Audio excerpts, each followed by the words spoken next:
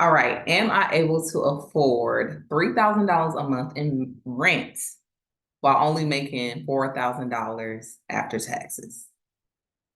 Absolutely. Let me explain.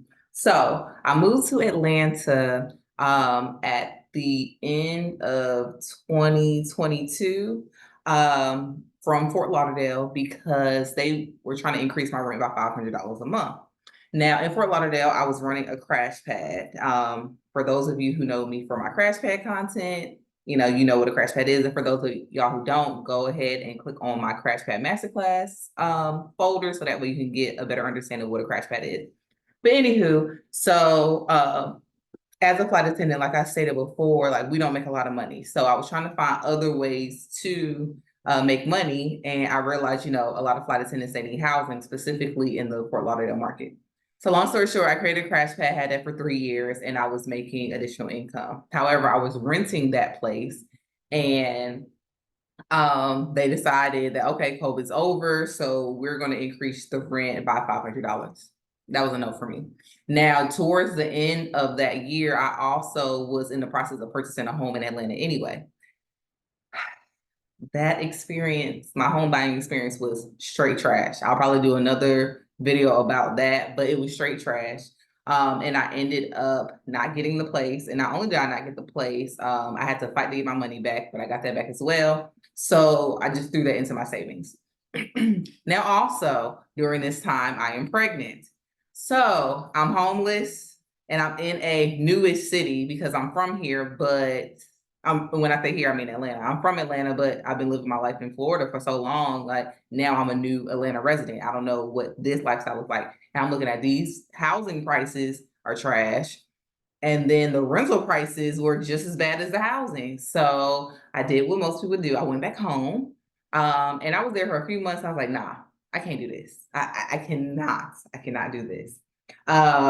At that time, me and my child's father, we were still trying to figure out, are we going to stay together? Are we not? Whatever. So during that time, I was like, with this new baby, it makes the most sense for us to continue to be together. At least these first couple months and like understand parenthood as a unit. So I went down to Valdosta, Georgia, and I was there for about, I want to say a month and a half total. And I couldn't do that either. It just like my spirit was drained. I was already drained from this house buying process. Like nothing in my life was going how it's supposed to. And I have the personality, like I do things like I have a structure. I am a bit fluid on how it happens, but in my head, but it's gonna happen. So to do all the right things and still not get the outcome that I wanted, it was slowly starting to piss me off, and it was slowly starting to eat away at me and my mental. I realized I can't live at your mama house. I also can't really live in my mama house. So I have to figure something out for Brittany.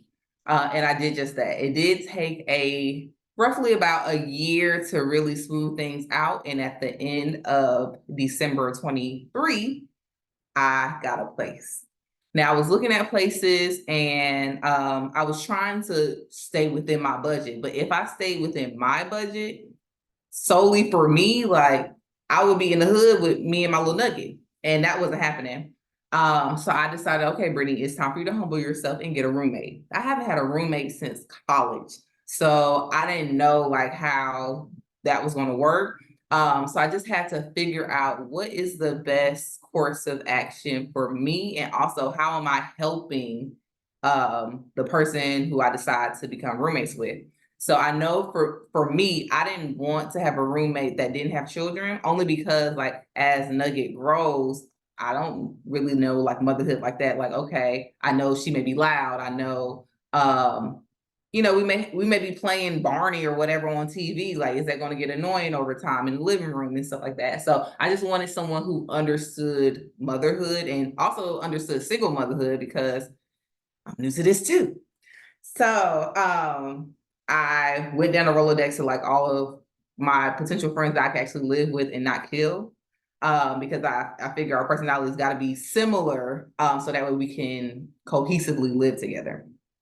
So went through that Rolodex, and it was a very short list, very short list. And I decided on my boo.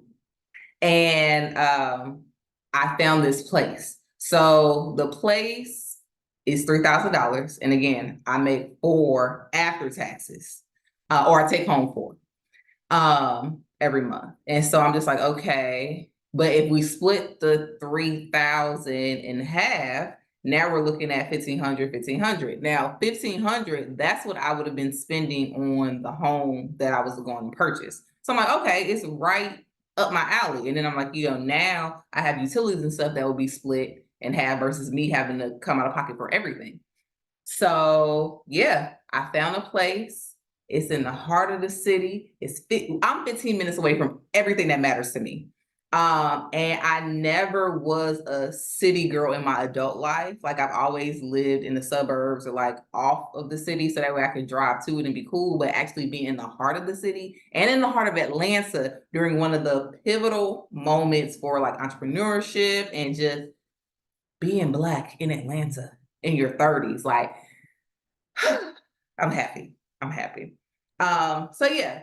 So yes, even though my rent is 3,000, I just decided 2024 is going to be the year of collaboration. In order for the goals that I have, in order for them to like manifest, I have to work with other people.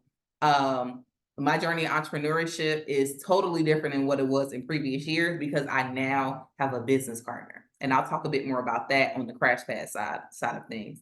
But yeah, to answer your question, am I able to afford $3,000 a month in Atlanta?